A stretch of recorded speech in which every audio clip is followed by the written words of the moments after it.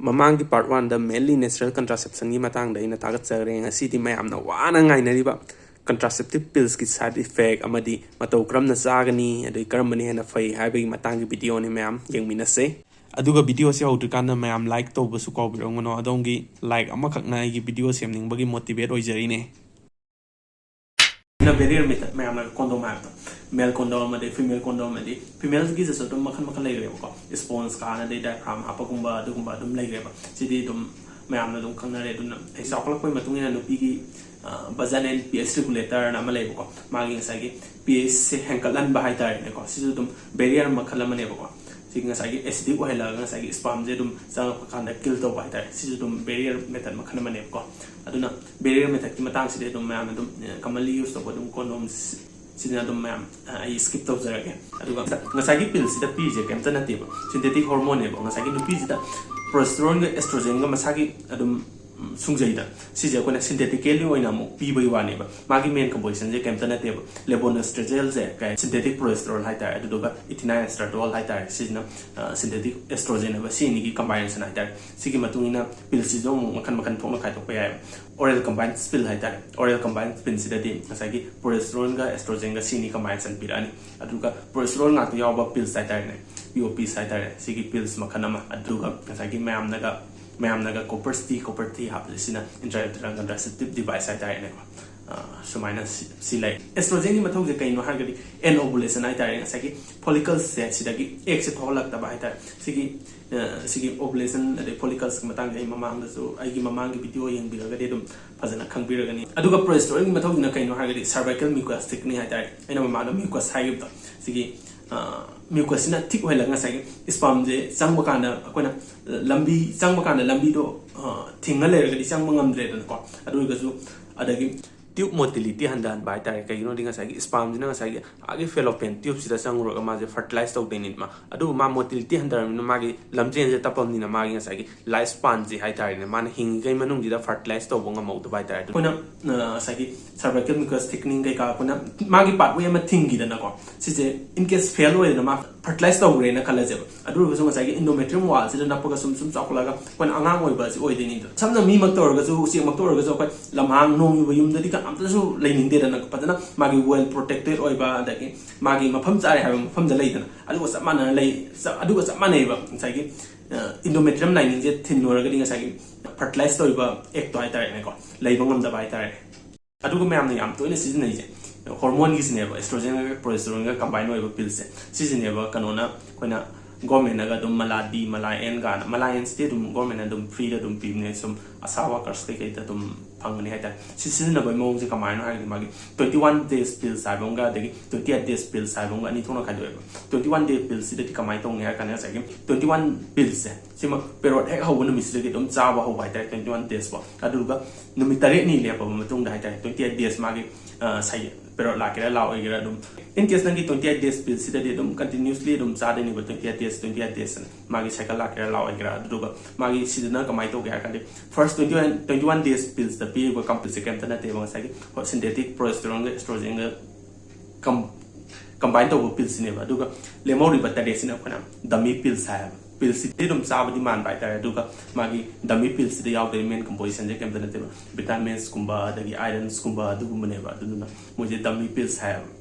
si sara ga de dum nang sexual activity to kana dum angang ka chipoi be chance yam ne mani hai ta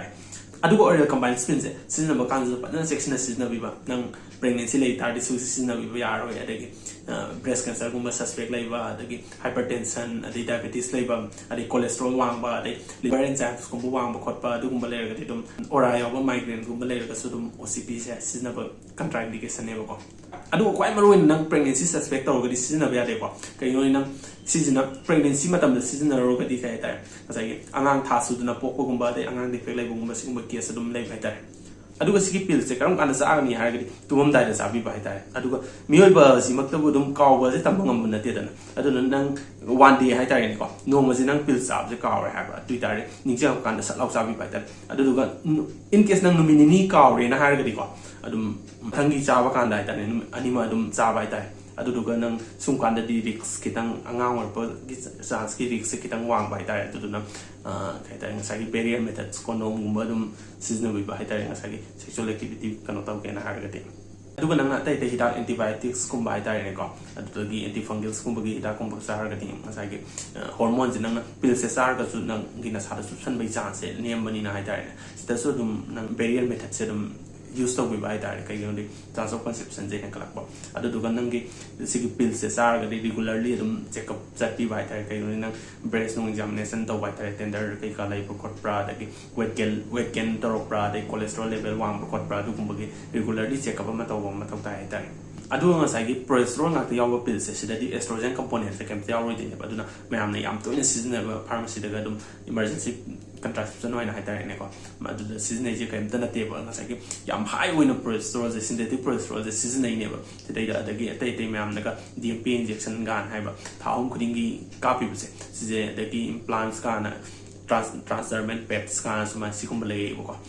sigi progesterone ngak yaw bai kana sina kai no ha gri magi even lactating women hai tare ne ko breastfeed tori ba mama ji da pija ba kana dum business item ma je mini pills ne ma dinga sai 21 day 28 days kana ina mama na je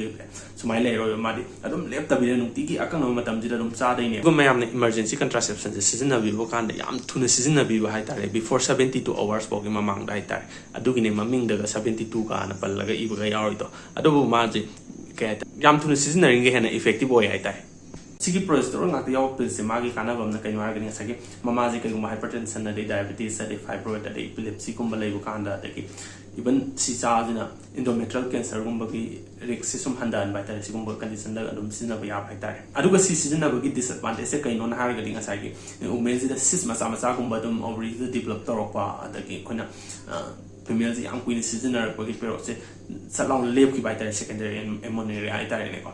pero se lep ki bai tare ko na normally 35 to 40 no an adum lep ko dum ni na sigi mamang ngan kana dum lep ki bai tare ne ko contraceptive device atare na IUD se sida so mo kamu generation kai do first generation second generation third generation ga second generation de amu nangi copper t ga na dum lai si dum government na dum free de dum pirani de third generation na hormone releasing atare ne ani sai mamang da je hormone progesterone zo de je dum hapchen gi de ne ba du ko dum sum tabli sum thador pai da do mayam ne am to na ham na ba copper t je si ju do makhan le do government na si de dum national family planning program gi matung ina dum free da dum supply to bone ba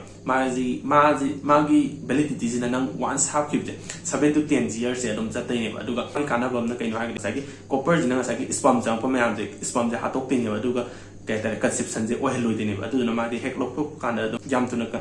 fertility am kamu hai tare ne again to hai tare ne dum conceive oi be chance lai ba hai tare aduga magi problem je kai no na ha gi sagi aham ba ha pa gi first 2021 days si bo gi manung da hai tare pelvic inflammatory disease hai tare ne ko infection to wi chance dum lai ba hai tare bleeding to mak to bo heavy bleeding to wi chance lai ba dai yam pain oi khot pa de ki in case na hap da kano to ga di perforation gum ba uterus perforate to ba dum ba case dum lai ba de ki nang gi mirola ga zo hai tare ne ko risk of ectopic pregnancy hai tare ne sagi uterus da sagi